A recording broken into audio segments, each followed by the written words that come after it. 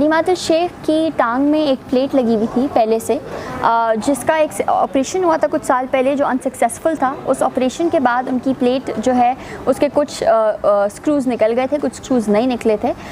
उनकी टांग पे कोई इम्पैक्ट हुआ है। अब वो बताया जा रहा है कि जेल में गिरने की वजह से हुआ है, गॉड नोज़ वो किस वजह से हुआ है। लेकिन सबसे बड़ा टॉर्चर तो ये है कि अगर कोई बंदा इंजर्ड है और उसकी इंजरी इस पॉइंट पे पहुंच चुकी है कि डॉक्टर्स बोल रहे हैं उसको सर्जरी की ज़रूरत है, तो उसको एक्सेस नहीं देना मेडिकल फैसिलिटीज़ का, ये सबसे बड़ा टॉर्चर है। केसेस तो ऐसे कि हलीमा शेख लाइव टीवी पे बैठे होते हैं, उस टाइम पे बोला जाता है हलीमा शेख के ऊपर टेररिज्म का केस हो गया।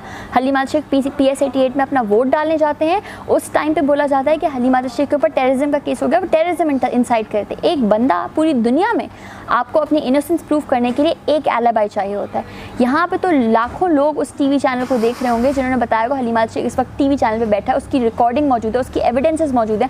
उसके बावजूद सिंध हुकूमत बोलती है कि हलीमा शेख कोई दहशतगर्द है और उसके साथ दहशतगर्दों वाला ट्रीटमेंट किया जा रहा है। हलीमा शेख को आज से तकरीबन 2.5 हफ्ते पहले गिरफ्तार किया गया। उससे पहले उनको 4-5 दफ़ा गिरफ्तार किया गया इस रजीम चेंज ऑपरेशन के बाद। तो पिछले 2.5 महीने के अंदर जब कोर्ट्स उनको उन गिरफ्तारियों पर रिलीफ देती हैं, ना सिर्फ रिलीफ देती हैं बल्कि उन अथॉरिटीज़ जो गिरफ़्तार करती हैं उनके खिलाफ कंटेम्प्ट इशू करती हैं और उन गिरफ्तारियों को इलीगल डिक्लेयर करती हैं। लेकिन आज से 2.5 हफ्ते पहले हलीमा शेख को अरेस्ट किया गया एक झूठे बेसलेस बोगस केस के अंदर, और उसके बाद जब उस केस में उनकी बेल हुई तो जेल के अंदर ही दूसरे केस में अरेस्ट ज़ाहिर कर दिया।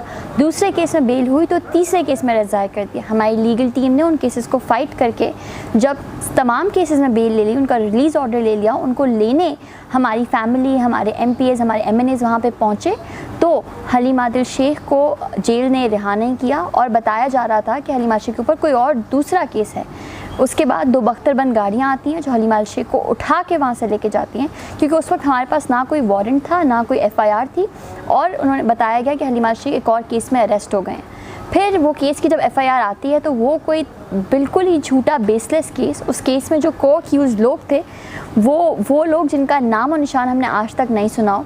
PMLN से रिलेटेड कोई लोग थे जिनका एक बंदा चेयरमैन का इलेक्शन लड़ रहा था, दूसरा बंदा पापा के अगेंस्ट जो है एक दफ़ा इलेक्शन में खड़ा हुआ था। जो कोई भैंसों के बाड़े का केस है जिससे हमारा कोई रिलेशन नहीं है। हमने इन्वेस्टिगेट किया कि मतलब ये लैंड है कौन सा और किस तरह से केस बनाया गया। तो बात यह है कि फ़ेक केसेस बनाने के लिए भी शायद थोड़ा दिमाग चाहिए, जो इन अथॉरिटीज़ के पास अब बिल्कुल भी नहीं है। सिंध गवर्नमेंट का मकसद ये है कि किसी भी तरह से हलीमा शेख को विक्टिमाइज़ किया जाए, किसी भी तरह से हलीमा शेख को जेल के अंदर रखा जाए, किसी भी तरह से हलीमा शेख की आवाज़ बंद की जाए, क्योंकि हलीमा शेख वो आवाज़ है जो जरदारी माफिया की करप्ट प्रैक्टिसेस को एक्सपोज करता रहता है।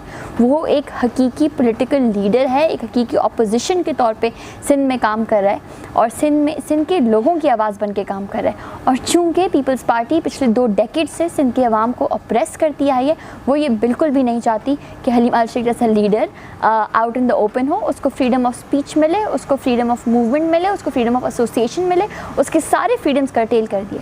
और तो और हलीमा शेख को जेल में इस हालत में रखा गया जैसे वो कोई कन्विक्टेड दहशतगर्द हो।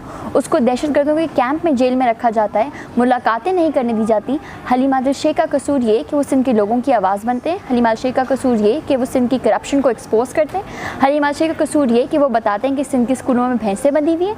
हलीमा शेख का कसूर ये कि वो बताते हैं कि सिंध के हॉस्पिटल्स के अंदर दवाइयाँ एक्सपायर्ड हैं। और इस कसूर के ऊपर जो शख्स जिसकी अभी टांग इंजर्ड है, जिसको 2 कोर्ट ऑर्डर्स ये बोल चुके हैं कि आप प्लीज़ इनका मेडिकल एग्जाम कराएं, कोर्ट ऑर्डर्स ये बोल चुके हैं कि इनको हॉस्पिटल में एडमिट कराएं, कोर्ट ऑर्डर्स ये बोल चुके हैं कि इनकी सर्जरी होनी चाहिए, उसके बावजूद कंटेम्प्ट ऑफ कोर्ट होता है। ना उनको हॉस्पिटल ले जाया जाता है, ना उनको मेडिकल ट्रीटमेंट मिलता है, ना उनको एक्सेस मिलता है कि वो अपने डॉक्टर्स से, अपने लॉयर्स से, अपनी फैमिली से कनेक्ट कर सकें। तो ये कौन सा प्रिजनर है, ये कौन सा दहशतगर्द है हलीमा शेख जिसके साथ सिंध में अभी इस वक्त ऐसा ट्रीटमेंट किया जा रहा है। इमरान खान से हमारी आज मुलाकात हुई और हलीमा शेख की फैमिली के साथ, हलीमा शेख के साथ इमरान खान फर्स्ट डे से खड़े हैं और आज से नहीं, जब से उन्होंने PTI ज्वाइन किया और पीपल्स पार्टी के ख़िलाफ़ बोलना शुरू किया है, हलीमा शेख के साथ वो तब से खड़े हैं। और आज खान साहब ने इस बात को और प्रोमिनेंट कर दिया कि जरदारी माफिया के, पीपल्स पार्टी की गवर्नमेंट के डेज़ काउंटेड हैं। हलीमा शेख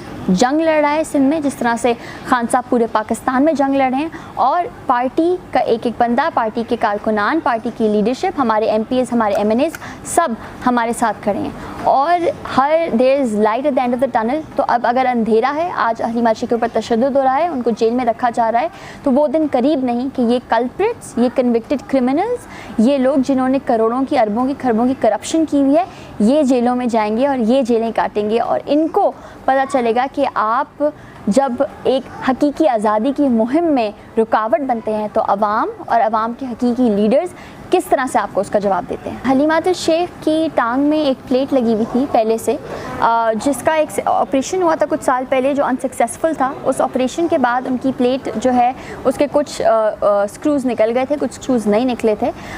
उनकी टांग पे कोई इम्पैक्ट हुआ है। अब वो बताया जा रहा है कि जेल में गिरने की वजह से हुआ है, गॉड नोज़ वो किस वजह से हुआ है। लेकिन सबसे बड़ा टॉर्चर तो ये है कि अगर कोई बंदा इंजर्ड है और उसकी इंजरी इस पॉइंट पे पहुंच चुकी है कि डॉक्टर्स बोल रहे हैं उसको सर्जरी की ज़रूरत है, तो उसको एक्सेस नहीं देना मेडिकल फैसिलिटीज़ का, ये सबसे बड़ा टॉर्चर है। और at this point Halima Arshi की एक टांग जो स्वॉलन है वो 2 टाइम्स बिगर हो चुकी है, उसमें पस पड़ चुकी है, ऊपर ज़ख़म हो चुका है, नीचे वो कम्प्लीटली वो लिम्प करके जो है चल रहे हैं। तो ये इस बात का सबूत देती है कि सिंध में जो ह्यूमन राइट्स के चैम्पियंस बनते हैं, ये जो डेमोक्रेसी के चैम्पियंस बनते हैं और रूल ऑफ लॉ के चैम्पियंस बनते हैं, सबसे बड़े कल्प्रिट्स तो वही लोग हैं जो अपने आप को बिलावल भुट्टो जरदारी टाइप लोग जो बोलते हैं कि हम शायद कोई बहुत बड़े ह्यूमन राइट्स के चैम्पियंस हैं।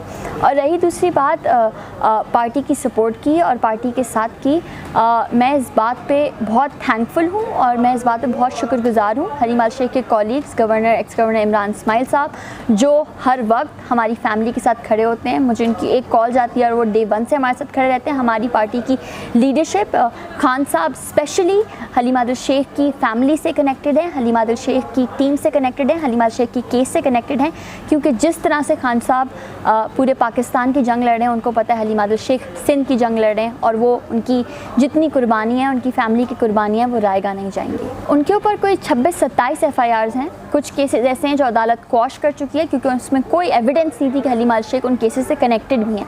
कुछ केसेस हैं जिन पर अदालत कंटेम्प्ट नोटिस इशू कर चुकी है कि आपने ये केस काटा कैसे। कुछ केसेस में अदालत बोल चुकी है कि आपका अरेस्ट इलीगल है। हलीमा शेख को लाहौर में रात के 3 बजे अबडक्ट किया जाता है, जिसको लाहौर हाई कोर्ट बोलती है ये इलीगल अबडक्शन थी, ये इलीगल अरेस्ट था। अभी हलीमा शेख के ऊपर जितने केसेस थे उनमें सब में बेल हो चुकी थी, लेकिन मसला ये है कि यहाँ पे जुडिशरी जिसकी हम रिस्पेक्ट करते हैं, जिसको हम हमेशा रिस्पेक्ट करते आएंगे, वो हलीमा शेख को रिलीफ प्रोवाइड करती है। जज खुद बोलता है कि मैंने इसके ज़ख़म देखे हैं और मैं डायरेक्ट करता हूँ कि इसको हॉस्पिटल ले जाया जाए, इसको डॉक्टर को दिखाया जाए। जजेस खुद बोलते हैं कि आप सिंध हुकूमत की ग़ुलामी ना करें, आप अपनी नौकरी करें। वो आके इन्वेस्टिगेशन ऑफिसर्स को ये बोलते हैं, प्रोसिक्यूटर्स को ये बोलते हैं। तो बात केसेस की और बात लॉ की होती तो वो कोर्ट में डिसाइड होती ना, लेकिन बात कोर्टों में डिसाइड नहीं हो रही, बात इनके घरों में बिलावल हाउस में डिसाइड होती है कि हलीमा शेख को बिहाइंड द बार्स रखना है, किसी भी केस में उसको फिट कर दो। जो लास्ट केस था ये इसकी बहुत बड़ी एग्जाम्पल है कि एक अनरिलेटेड केस जिससे हलीमा शेख का कोई रिलेशनशिप नहीं है, उसमें बोला जाता है कि हलीमा शेख किसी PMLN के लीडर्स के साथ मिलके उन्होंने कोई इंक्रोचमेंट का केस बना दिया जाता है, जिसमें हलीमा शेख ना उनको अक्यूज लोगों को जानते हैं, ना उनका उनसे कोई कनेक्शन, ना उस लैंड से उनका कोई कनेक्शन है। और केसेस तो ऐसे कि हलीमा शेख लाइव TV पे बैठे होते हैं, उस टाइम पे बोला जाता है हलीमा शेख के ऊपर टेररिज्म का केस हो गया। हलीमा शेख PS 88 में अपना वोट डालने जाते हैं, उस टाइम पे बोला जाता है कि हलीमा शेख के ऊपर टेररिज्म का केस हो गया, वो टेररिज्म इंसाइट करते। एक बंदा पूरी दुनिया में आपको अपनी इनोसेंस प्रूव करने के लिए एक एलिबाई चाहिए होता है। यहाँ पे तो लाखों लोग उस TV चैनल को देख रहे होंगे जिन्होंने बताया होगा हलीमा शेख इस वक्त TV चैनल पे बैठा है, उसकी रिकॉर्डिंग मौजूद है, उसकी एविडेंसेस मौजूद हैं। उसके बावजूद सिंध हुकूमत बोलती है कि हलीमा शेख कोई दहशतगर्द है और उसके साथ दहशतगर्दों वाला ट्रीटमेंट किया जा रहा है। और वही लोग जो कन्विक्टेड टेररिस्ट कहलाते हैं उन्हीं कोर्ट्स में पेश होते हैं, ऐसे पेश होते हैं जैसे वो उन कोर्ट्स को, उस प्रोविंस को ओन करते हैं। और उसी कोर्ट में हलीमा शेख को हथकड़ियाँ बांध के एक बार्स के पीछे प्रेजेंट किया जाता है जैसे दुनिया का सबसे बड़ा दहशतगर्द हलीमा शेख। हलीमा शेख की अरेस्ट की कहानियाँ तो ऐसी होती हैं कि हलीमा शेख लाहौर पे एक अपने प्राइवेट ट्रिप पे आते हैं, रात के 3 बजे एक बंदा उनका डोर नॉक करता है और अपने आप को कोई ISI का मेजर बताता है। बाद में पता चलता है कि वो लोग सिंध के इंक्रोचमेंट डिपार्टमेंट से थे या करप्शन डिपार्टमेंट से थे, वो हलीम आदिल शेख को लेके जाते हैं और 7 घंटे तक हमें उनकी फैमिली को मालूम नहीं होता कि हलीम आदिल शेख कहाँ है, किस हालत में है, कहाँ उनको ले जाया गया है और उनके ऊपर कौन सा ऐसा क्राइम है जो उनको रात के 3 बजे उठा के ले जाया गया। फिर जब वो केस सामने आता है तो नज़र आता है कि 7:30 बजे को FIR काटी गई और वो FIR ऐसी कि उसमें time of incident, date of incident लिखा गया 1987 to 1991 और आप FIR काट रहे हैं 2022 में। और बात यह है कि आप बंदे को अरेस्ट करते हैं रात के 3:30 बजे, FIR आप काटते हैं सुबह 7:30 बजे, FIR को शो करते हैं आप दोपहर 12 बजे। और ये कौन सी एंटी इंक्रोचमेंट ऑफिसेज़ हैं और एंटी करप्शन ऑफिसेज़ हैं जो जामशोरों में सुबह 7 बजे खुल भी जाते हैं, ऑर्डर लाहौर पहुंच भी जाता है, लाहौर में मिल भी जाता है, उनका अरेस्ट भी हो जाता है। तो none of this make sense. ये एक पॉलिटिकल विक्टिमाइजेशन है, ये सिस्टमैटिक पॉलिटिकल विक्टिमाइजेशन है कि एक शख्स की आवाज़ बंद की जाए, उसको बोलने से रोका जाए, वो जो सिंध की आवाज़ बनता है। और आज सिंध जो सैलाबों में डूबा हुआ है, हलीम आदिल शेख अगर बाहर होता तो हलीम आदिल शेख आज भी जरदारी माफिया को एक्सपोज करता होता।